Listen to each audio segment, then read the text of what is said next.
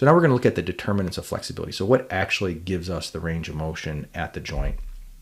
When we go back to this slide again, the image of the human movement system, when we look at this, we have a passive component, so things that don't have the ability to change shape or change rapidly.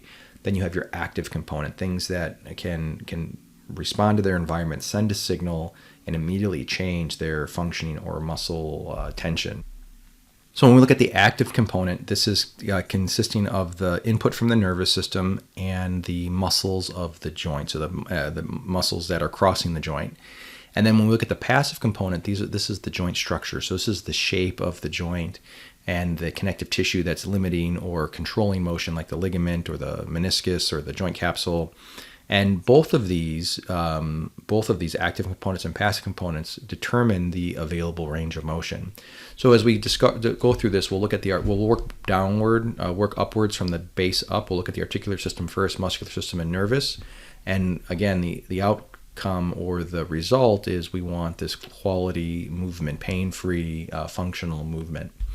So when we look at this aspect, we look at this balance that exists, this yin and this yang, and the way this is applied to the biomechanics is this relationship between structure and function. And this is like the debate, what came first, the chicken or the egg? And in this case, structure dictates function, so the shape of the joint is going to determine what can happen there. But then in this case too, the function, the shape of the joint, or the use of the joint changes or manipulates the structure. So this is an adaptive organism, adaptive thing, right? If there's force being applied, if the force is going to go there, it's going to shape that and mold that. So we have this relationship that the way you use it, it's going to adjust the structure, and then the way you use it is determined by the structure. And so when we look at if you remember, we had a slide like this from KIN 230, and we were looking at the shapes of the joints. And so, like if you look at the elbow, because of the way the elbow is designed and adapted, you're not going to get ab and abduction or internal external rotation at the elbow. The only thing you're going to get is flexion and extension. Conversely, if you look at the hip, because it's a ball and socket joint, you're going to get quite a bit of range of motion from there, and so you have different expectations. And so the very first thing that determines the range of motion is the shape of the joint, right? Do you have 3 axes of rotation in the ball and socket? Do you have 1 axis of rotation here because it's a hinge? Can you only spin or twist from that? And then not only do you dealing with the shape of the joint, but you're dealing with all this connective tissue here, right? You have the collateral ligaments of the knee that's kind of keeping checking the frontal plane motion between the femur and the tibia. You have the ACL and PCL that are kind of holding it together. You have the meniscus here that's kind of doing the shape. So again, when you look at the articular system or the passive determinants, you have quite a bit of input from the connective tissue. And, this is the ligaments and joint capsules, and these possess limited elasticity, right? So they have a little bit of elastic property, but they're really meant to resist the movement. And think of them as like these tie-down straps, right? They're meant to kind of hold things together. They might give or yield just a little bit, but that's more just to keep things, to allow a little bit of balance or flexibility.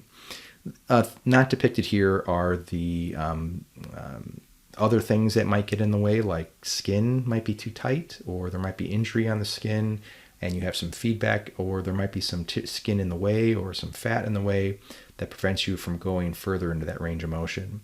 But just as a reminder, when we look at the ligament system, this is non-contractile tissue, so it's non-active. So it can resist force, and in this case, it's resisting force here, and you can kind of see the angle of the force lines that's happening with the how the connective tissue would be restricting movement. And so if I have a force that's coming in from the side here, it's going to want to push the leg out to your right. In this case, you're looking front on to the left, and it would try to separate that joint. It would gap here. So if I had a force coming this way, I would try to get the separation, and what this connective tissue is doing is restricting that.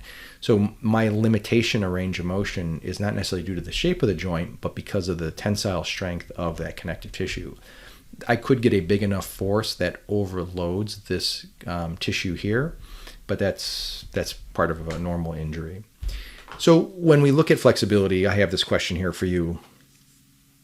And the answer to that question is when everyone thinks that they have tightness, It's always the musculature, right? I have tight muscle, tight hamstring, tight gastroc, tight pecs, tight neck flexor, whatever it is, right? It's always the muscles that are tight. And when they say that, or people say that, they're neglecting the whole other aspects of the human movement system. But muscle does get the most amount of attention, so we'll talk about that first. And if you recall, we looked at the properties of muscle tissue, and they had this contractility, which is the ability of the muscles to shorten and try to generate force, immediately change. That's why it's an active tissue, not passive tissue. It's excitable, so it can respond to a stimulus, so it can go from rest to tension within milliseconds. And then we have these other two here. We have this extensibility and elasticity, and this is where we're going to get most of our conversation at with these. Extensibility, the ability to deform and retain its shape without any trauma. And what's really interesting about the extensibility of the stretching is that we look at the other part of the elasticity where it can recoil and resume its original strength. And this extensibility, elasticity, that the body can almost do like 150 to 170% of its deformation without any trauma. So if you recall from the structure of the muscle, it has these bundles. You have the muscle belly and the fascioles and the sarcolemma. So you have this whole connective tissue chain. And that the business end of this is actually the sarcomeres here, right? So you have your bone, then you have your tendon, and you have your muscle belly, and then the bundles of muscle fibers, and then you have your myofibril, which are sarcomere all the way down. Sarcomere, sarcomere, sarcomere, sarcomere, sarcomere. And this is how muscles are generating force, is through the sliding filament cycling. And this, remember, this slide here is kind of showing that you have sarcomere, and this is just overlap of the actin and the myosin, but you do have these sarcomeres all the way down the chain. And if you recall that we looked at the muscle force generation as a product of the quality and the quantity of the cross bridges. And when we look at the quality of the cross bridging or the quantity of the cross bridging, we looked at the overlap or the starting position. And if you recall, we had in mid-range your highest amount of muscle tension or force output. And then when we went too far in a shortened position, we start to reduce our most total tension, both active and passive. And then when you went too much in a lengthened position, you lose active force production, but the passive quality of the tissue resists tension. But for all practical purposes, mid-range is your strongest, and your lengthened and shortened position are your weakest. And this is a product of the actin crossing over the myosin and having more potential for cross-bridging opportunity. You can see that there's no overlap there. There's not enough room there. And then here, there's too little overlap, and so you don't have that opportunity where that mid-range is ideal. And so you have your shortened, your lengthened, and your mid-range and your lengthened position. So this is your resting position. And keep in mind that the sarcomeres go the entire length, that the sarcomeres aren't all in different positions. So when this gets the contraction and this is shortening, they're all shortening down the chain. So all the sarcomeres are shortened from end to end. And then conversely, when they're lengthened, they're all lengthened. So what's happening here is happening in every single sarcomere down the entire chain, from tendon to tendon, from muscle fiber to muscle fiber. And you can see here that you had your resting length here, and that when you shortened, you had the overlap, and all the sarcomeres are shortening. And then the same thing here on the lengthening aspect, all the sarcomeres are lengthening, and it's equally distributed. And again, we're looking at the length tension relationship here, that the shortened position is the weakest and the mid-range is the strongest. And so why this is important is that your body is always trying to find the easiest way of doing things. And if it finds itself in a situation where it's chronically in a lengthened position or chronically in a shortened position, so if it's too much over here or too much over here, it's going to want to be here in this position. And so what the body can do, what the muscle fibers can do, is they can do like what's called a sarcomere repartitioning, where you can remove sarcomeres from the one side and redistribute them to the other side. It's not like these sarcomeres get cut out and then pasted over here. What happens is that the sarcomeres will be reduced, so the body will catabolize itself, break down some of those proteins, shorten the fiber, and then lengthen the fiber on the other side. And what it's trying to do, it's trying to find that optimal overlap. So if you think here in this agonist-antagonist relationship, you have a chronically shortened position or chronically lengthened from tightness or weakness, that means that you have too much overlap here, and so you're in a chronically weak position, meaning that you have a low force tension output. where over here you are chronically lengthened, you also have a low force tension output. What the body is looking for is it wants this optimal overlap, not too short, not too lengthened, just right. So in this case, when you have this muscle imbalance where you're shortened on this side, lengthened on this side, you have this where you're chronically overlapped, and what the body wants to do, it's going to take a sarcomere out of here to kind of undo the crowding, so you'll end up like here. And then what it will do is we'll add a sarcomere here to do this.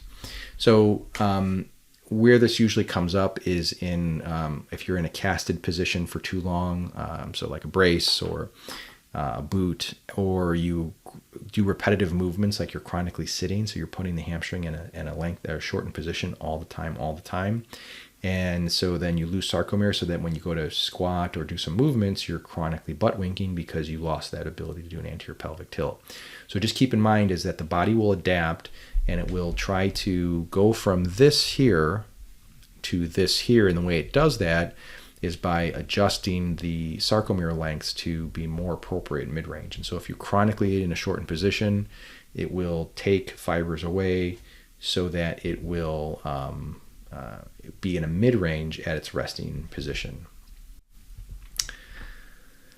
So when we look at the passive aspect now, we look at the connective tissue, and when we say what makes up the connective tissue, it's nothing more than collagen, so gelatin and so forth. And when you look at the structure here of the tendon, it is very similar to the structure of the muscle. And in fact, all of this fascia that you see here is continuous with this tendon connective tissue here. And then you can see here that it goes from red meat, right, the muscle, to the white tendon.